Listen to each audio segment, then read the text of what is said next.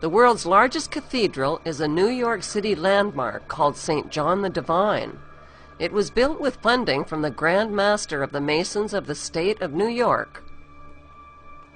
Using the art style of the grotesque, this sculpture next to the cathedral features sun worship, bizarre mythical creatures, and the upside-down head of Satan. There is a John Lennon quote that says, "One day the world will live as one." On the western facade of the cathedral, stonemasons have sculpted a chilling depiction of the collapse of the Twin Towers and the destruction of New York City and its landmarks. This scene was created in 1997, 4 years before the destruction of the Twin Towers on 9/11. Other recognizable skyscrapers are the Chrysler Building and the Citigroup Center. The cathedral's pillar on the left shows the Brooklyn Bridge crumbling, cars and buses falling into the churning waters, and the Statue of Liberty sinking. Beneath this horrifying prophecy is the New York Stock Exchange, with street people selling all around it. The pillar on the right depicts the 4 horsemen of the apocalypse, riding white, red, black, and pale horses that symbolize conquest, war, famine, and death. Another pillar depicts the birth of the Antichrist, who is surrounded by mummies. Below the birth is a lamb with its legs tied. The book of Revelation refers to the Antichrist as the beast, coming up out of the earth and having 2 horns like a lamb. Right below the tied lamb is a spiral vortex, symbolizing a change of consciousness. Below it are people worshiping the energy vortex of the Antichrist figure. The cathedral pillar on the left is the Jewish Kabbalah's Tree of Life.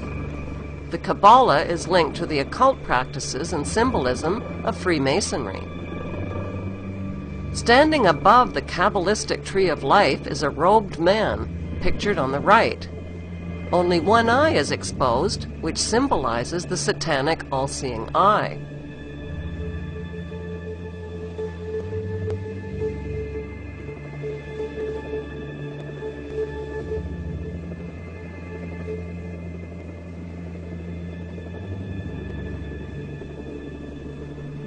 Our second stop in New York City is the United Nations headquarters, which was built in 1945 and financed largely by John D. Rockefeller. Inside UN headquarters is an ominous meditation room. The custodian of the meditation room is Lucis Trust Company. At one time, the Lucis Trust was located at 666 United Nations Plaza and was formerly named Lucifer Publishing Company. The Rockefeller-funded UN Meditation Room is 33 feet long and 18 feet wide. 18 feet is 6 plus 6 plus 6. The small, dimly lit, windowless room was built in the shape of a pyramid that is laying on its side. At the center of the room is a 4-foot-high, black, casket-shaped stone slab which weighs 6.5 tons. And is extremely magnetic and rests on a concrete pillar. The pillar descends beneath the floor into the bedrock and taps into the Earth's hyperdimensional energies to induce a state of altered consciousness. Not far from the meditation room is the United Nations Security Council chamber.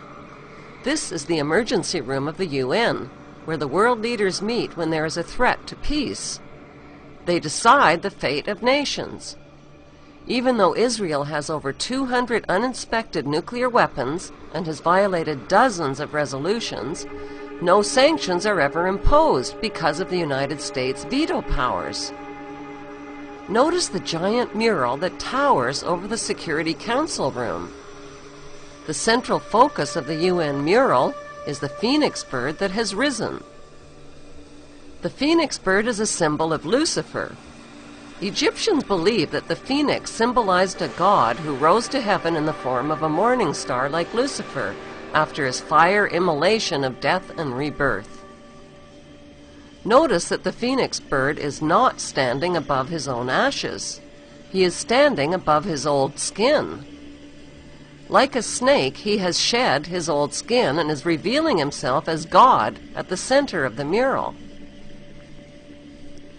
At the top left, there is a church steeple without a cross. The missing cross symbolizes the death of Christianity. Below, a woman receives the rays of the sun god, while the man in front of her plays Pan's flute. To their right are two pyramid symbols and people joined together by a long blue serpent-like claw. Below the risen phoenix, a sword is driven through a dragon beast. This represents the killing of old beliefs and religions that depicted Lucifer as a beast. The New World religion worships him as beautiful. Behind the phoenix, the ghostly figures of the walking dead are stepping into a void. They symbolize depopulation.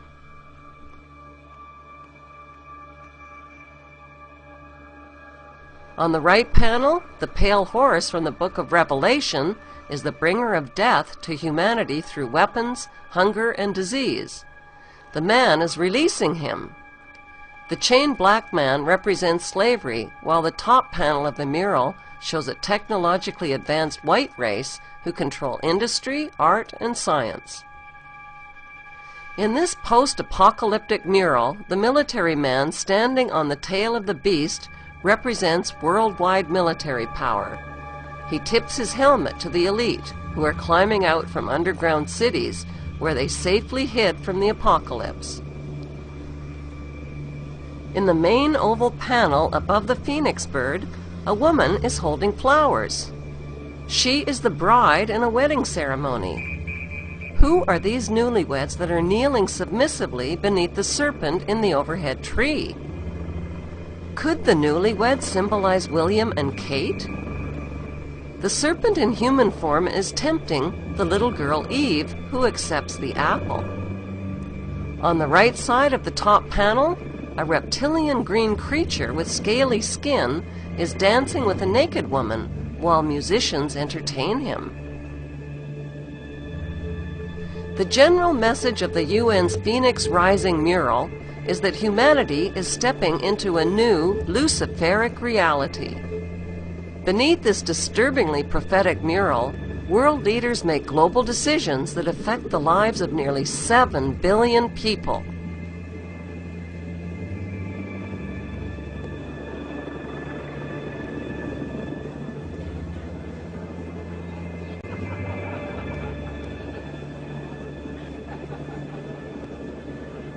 What's hard for most people to grasp is that our elected government leaders are involved in an apocalyptic scheme to enslave the masses under a world government dictatorship. How do these leaders sleep at night? How do they live with themselves?